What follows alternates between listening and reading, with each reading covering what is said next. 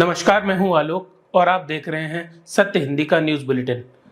नजर डालते हैं अब तक की खबरों पर। बिहार के मुख्यमंत्री नीतीश कुमार की जनता दल यूनाइटेड मोदी सरकार के वक्फ विधेयक के खिलाफ खुलकर सामने आ गई है। इससे पहले चिराग पासवान की लोक जनशक्ति पार्टी और आंध्र प्रदेश की सत्तारूढ़ तेलुगु देशम पार्टी ने भी वक्फ बिल को लेकर तमाम सवाल उठा दिए थे। एनडीटीवी की रिपोर्ट के मुताबिक जेडीयू मुस्लिम समुदाय के हितों की बेहतर सुरक्षा के लिए प्रस्तावित कानून में बदलाव पर जोर दे रही है। जेडीयू का कहना है कि मुस्लिम समुदाय की ही सलाह पर विधेयक में बदलाव होना चाहिए।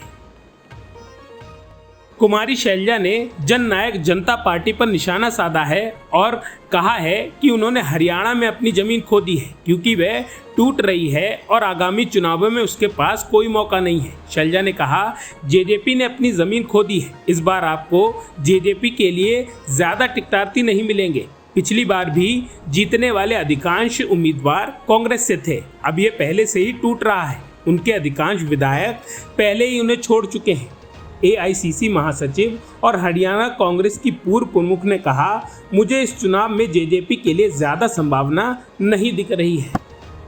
झारखंड में नई पार्टी का ऐलान कर चुके पूर्व सीएम चंपई सोरेन ने झारखंड मुक्ति मोर्चा को लेकर बड़ा बयान दिया है। उन्होंने कहा कि वो झारखंड मुक्ति मोर्चा के किसी नेता को नहीं तोड़ेंगे, लेकिन अगर कोई नेता चाहे तो उनके साथ आ सकता है। अपने गढ़ सरायकेला में कार्यकर्ताओं को संबोधित करते हुए चंपई सोरेन ने बात कही है। चंपई सोरेन ने कहा, मैं झारखंड मुक्ति मोर्चा के किसी नेता को तोड़ने का काम नहीं करूंगा। वह चाहे तो अपनी मर्जी से हमारे साथ आ सकते हैं। बॉम्बे हाईकोर्ट के आदेश के बाद महाविकास अघाड़ी द्वारा महाराष्ट्र बंद आह्वान वापस लेने के बाद गठबंधन नेता एनसीपी प्रमुख शरद पवार ने शनिवार को बदलापुर यौन शोषण मामले में और लड़कियों के खिलाफ बढ़ते अपराध के खिलाफ पुणे में मौन विरोध प्रदर्शन में भाग लिया। पवार ने बेटी सुप्रिया सुले के साथ मुंह पर काली पट्टी बांधकर पुणे कलेक्टर कार्यालय के पास बाबा साहब अंबेडकर प्रतिमा पर प्रदर्शन में भाग लिया, जबकि कुछ एमवीए नेताओं ने महात्मा गांधी के लोकप्रिय भजन रघुपति राघव राजा राम सबको सम्मति दे भगवान का जाप भी किया। बॉम्बे हाईकोर्ट ने शनिवार को राज्यव्यापी बंद के आह्वान को असंवैधानिक घोषित कर दिया था, क्योंकि बंद से जनता का सामान्य जीवन प्रभावित हो जाता। मनरेगा के अधिनियमन दिवस को चिन्हित करते हुए कांग्रेस अध्यक्ष मल्लिकार्जुन खड़गे ने प्रमुख कार्यक्रम के प्रबंधन के लिए केंद्र की आलोचना की और आरोप लगाया कि योजना की वर्तमान स्थिति ग्रामीण भारत के लिए प्रधानमंत्री नरेंद्र मोदी के विश्वासघात का एक जीवित स्मारक है। मनरेगा को कांग्रेस के नेतृत्व वाली यूपीए सरकार ने 23 अगस्त 2005 को लागू किया था। उन्होंने कहा, यह कार्यक्रम कम मजदूरी, बेहद कम कार्य दिवस और जॉब कार्ड के हटाए जाने जैसी समस्याओं का सामना कर रहा है। उन्होंने एक्स पर एक पोस्ट में कहा, प्रौद्योगिक और आधार के इस्तेमाल की आड़ में मोदी सरकार ने 7 करोड़ से अधिक श्रमिकों के जॉब कार्ड हटा दिए हैं, जिससे ये परिवार मनरेगा के काम से वंचित हो गए हैं।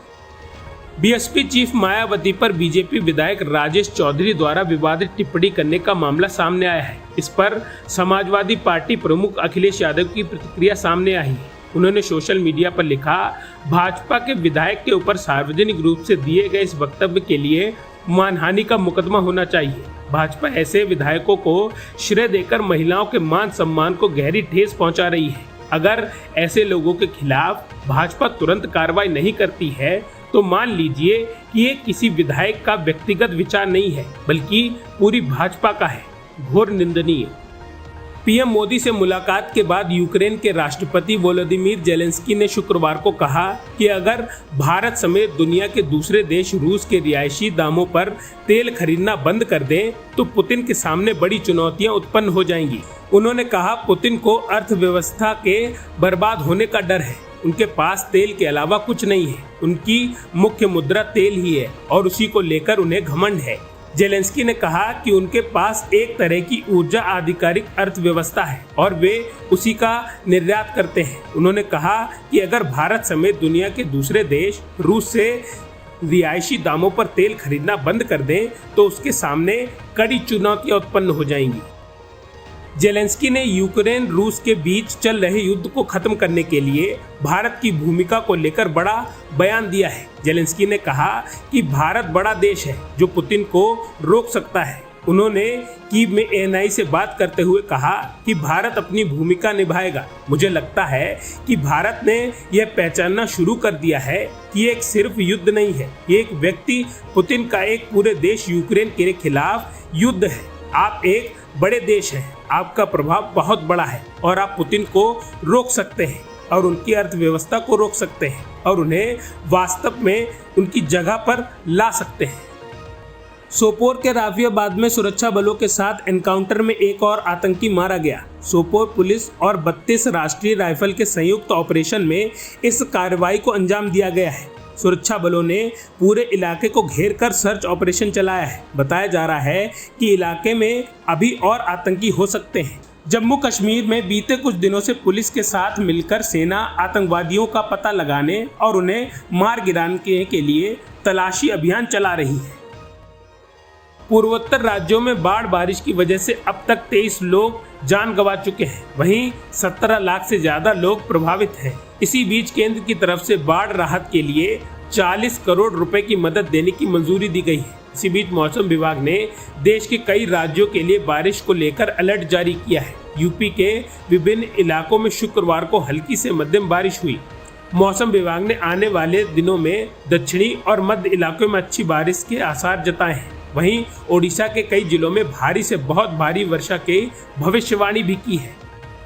भारतीय टीम के लिए लंबे समय तक खेलने वाले बाएं हाथ के बल्लेबाज शिखर धवन ने शनिवार को क्रिकेट से संन्यास ले लिया। धवन ने सुबह अपने सोशल मीडिया हैंडल पर एक वीडियो पोस्ट कर इस बात की जानकारी दी और बताया कि वह इंटरनेशनल डोमेस्टिक क्रिकेट से संन्यास ले रहे हैं। शिखर धवन ने पोस्ट करते हुए लिखा, मैं अपने क्रिकेट के सफर का अध्याय खत्म कर रहा हूँ। मैं अपने साथ कई सारी यादें ले जा रहा हूँ। अपने प्यार और सपोर्ट के लिए शुक्रिया। बता दें कि शिखर धवन ने टीम इंडिया के लिए अपनी आखिरी मैच 10 दिसंबर 2022 को बांग्लादेश के खिलाफ खेला था। इसके बाद वे दोबारा टीम में नजर नहीं आए। अब तक की खबरों में बस इतना ही। आगे की खबरों के लिए बने रहिए सत्यहिंदी.com पर।